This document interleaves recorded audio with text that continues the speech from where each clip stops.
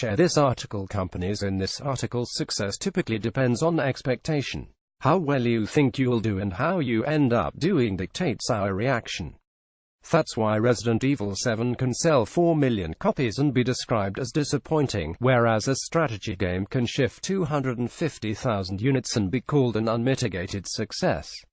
In that regard, Nintendo Switch is an unquestionable triumph. Nintendo had set itself a target of 2 million consoles sold by the end of its first month and ended up selling 2.74 million, having to fly in stock to try and meet demand at great additional cost. The firm raised its full-year projections to 10 million and then, 3 months later, raised projections again to 14 million for its financial year. By the end of March, Nintendo expects to have shipped 16.74 million Switch consoles worldwide. The market expectation is that the Switch will effectively replace Wii U and its 3DS sister machine, so it has utterly smashed its own expectations, but, just as significantly, it outshone everyone else's estimations, too. IHS expected Switch to sell 4.4 million units by the end of 2017. It did that by the end of July. Superdata was slightly more optimistic with a 5 million prediction. It passed that shortly afterwards. Both analysts felt they had been optimistic, as both numbers were higher than what the Wii U managed. Daniel Ahmad at Nico Partners took to Twitter to suggest that it isn't impossible for Switch to ship 10 million units in its first year. Even that optimistic analysis is likely to be beaten. Nintendo's strategy and pitch just worked.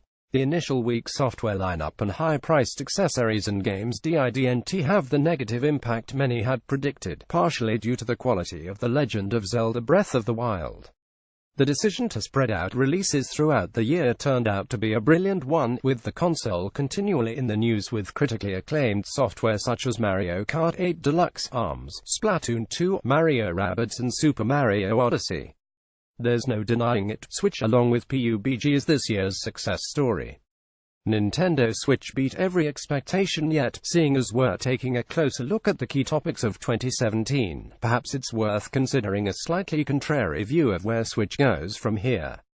Nintendo has stated that the Switch is a home console, and you can see why the games feel like home console titles, and according to Nintendo's own data, most gamers are playing the device on the TV at least occasionally. In fact, the data did show that 30% of the audience primarily play in handheld mode, but it's not clear exactly where they're playing because if they are anything like me, they're probably playing from the comfort of the sofa. This means the market and media has been comparing Switch to Wii U, and seeing as the console was a big flop, the comparisons look favorable. Switch has already more than doubled Wii U's first year and will likely have passed its lifetime sales number before the end of 2017. 3DS shipped almost 17 meters units by the end of its first year. That's pretty much identical to what Nintendo Switch is expected to do. However, the market expectation is that the Switch will be Nintendo's only console hardware release for some time, effectively replacing Wii U and its 3DS sister machine, although the 3DS continues to have a retail presence at this moment. Comparisons to 3DS are less favorable. 3DS had a lower price point, yet it suffered a troubled first few months, and still shipped almost 17 meters units by the end of its first year. That's pretty much identical to what Nintendo Switch is expected to do. Indeed, over the course of the Wii U 3DS generation, Nintendo will have sold around 85 million consoles, and this is a generation widely seen as a disappointment for the company. As a comparison, Xbox 360 and PS3 both sold around 84 million consoles each. Comparing Wii U and 3DS to Nintendo Switch is not completely fair, of course. The product is very different to both devices. There will have been a significant crossover between the Wii U and 3DS audiences, and 3DS price point was and is significantly lower. In addition, Nintendo's investment in smartphone games may effectively replace its legacy handheld business over time. Nevertheless, if Nintendo wants to have a bigger generation this time around, then it needs to beat 85 million. The 100 million Switch sales figure that Nintendo has casually suggested in its financial calls now looks more like a genuine sales target. It's been a decent first year, but we are a long way away from reaching those figures. In addition, with a reliance on one console, Nintendo will be hoping for a higher spend per user on Switch than what it has achieved previously. This is going to require a stronger slate of software and digital add-ons that extends beyond its first few years, not just from Nintendo, but third parties too. Nintendo will be hoping for a higher spend per user on Switch than what it has achieved previously. There are a few positive signs here.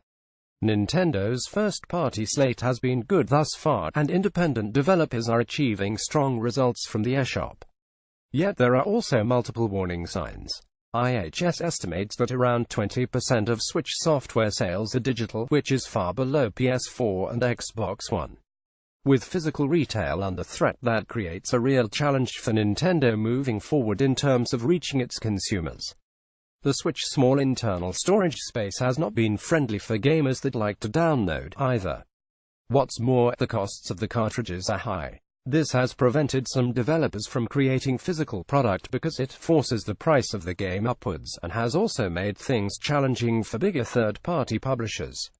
Indeed, we've seen numerous third-party ports to Switch that have been priced significantly higher than their counterparts on other machines.